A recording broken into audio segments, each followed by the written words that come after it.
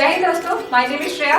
I have given various defense forces exams like FCAT, JAG and CDS and have got recommended thrice. I am here to help you all regarding SSB through this platform SSB World. If you are new here, please subscribe. Jai Hind. जय हिंद दोस्तों, welcome to the channel SSB world. मैं आज आपको एक next funny moment के बारे में बताने वाली हूँ। बहुत सारे फनी मोमेंट्स मैंने आपको बताए हैं और अभी मेरा जो फनी मोमेंट है ये एयरफोर्स से रिलेटेड है। तो आज मैं आपको AFSB 1 देहरादून की बात बताने वाली हूँ।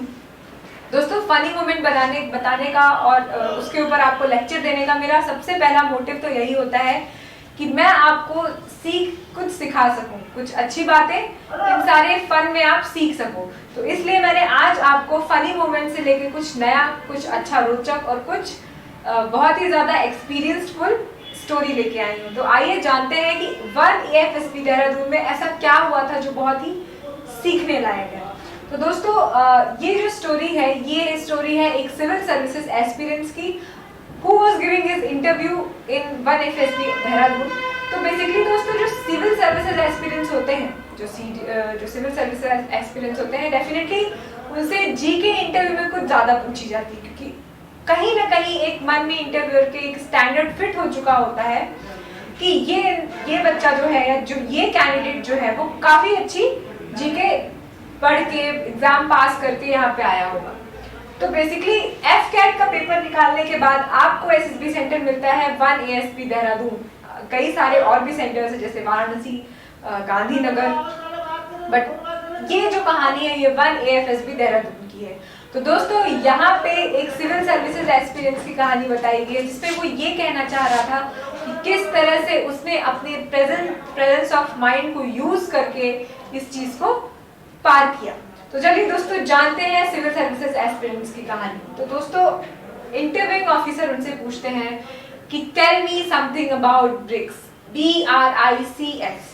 तो दोस्तों, ब्रिक्स आपको पता होगा कि 5 कंट्रीज का कॉम्बिनेशन है और उसमें बहुत सारी कंट्रीज का एक पैक्ट है, एक ट्रीटी बनाई गई है सारी कंट्रीज को मिलके। तो उसके अंदर क्या है वो उन्हें बताना था। उसके बाद उनसे नेक्स्ट क्वेश्चन पूछा गया about SEO and it's important। तो SEO के बारे में फिर उनसे पूछा गया। SEO के बाद उनसे नेक्स्ट क्वेश्चन था what is the selection process of President of India।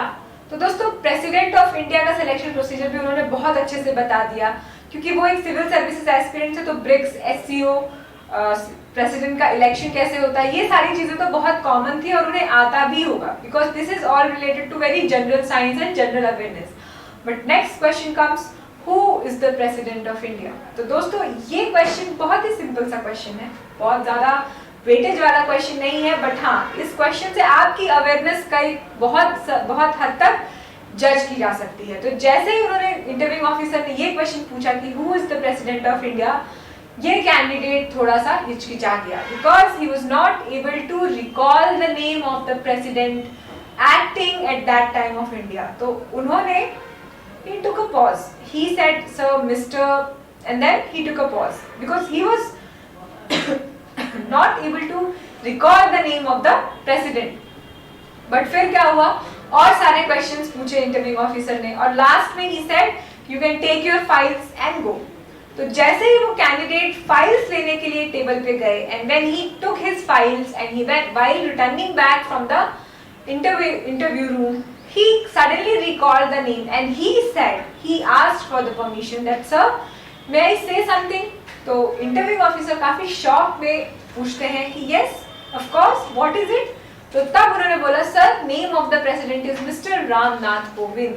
और उस तरह से इंटरव्यूइंग ऑफिसर और उस कैंडिडेट ने दोनों ने एक दूसरे को देखा और सरप्राइजिंगली दोनों ने एक हंसी शेयर की। उसके बाद he took his files and went out of the room।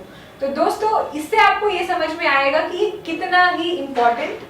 कितनी इम्पोर्टेंट चीज है। मतलब आप जब इस जगह पे किसी एक मोमेंट पे इंटरव्यू दे रहे हो और फिर आपको कोई एक चीज याद ना आए, आप कितने नर्वस हो जाते हो। बट आफ्टर गेटिंग नर्वस, फिर आपको जब आपकी वो नर्वसनेस से आप कहीं ना कहीं उसको ओवरकम कर चुके होते हो, तो then you recall and then you recognise कि हाँ, ये चीज थी और somewhere back in your mind this thing goes on.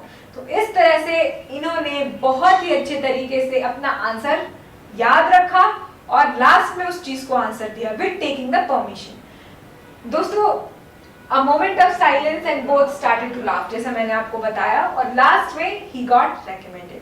तो दोस्तों आपको ये समझ में आ रहा होगा कि whatever he did was not wrong thing, definitely the way he answered, the politely he asked question was very well mannered way of asking the questions।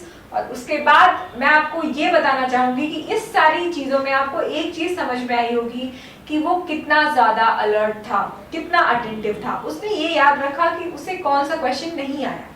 और बिट ऑब्वियस है ये चीज दोस्तों कि आप नर्वस होते हो इंटरव्यू में, बट अगर आप उस नर्वसनेस को ओवरकम करके अगर आप लास्ट तक भी उसका आंसर दे पाओ, then it is not a bad thing. तो लास्ट में जब उन्होंने इस चीज का आंसर दिया अपनी नर्वसनेस को ओवरकम करके, तो ये आपका एक करेज और मेंटल स्ट्रेंथ का भी OHQ है।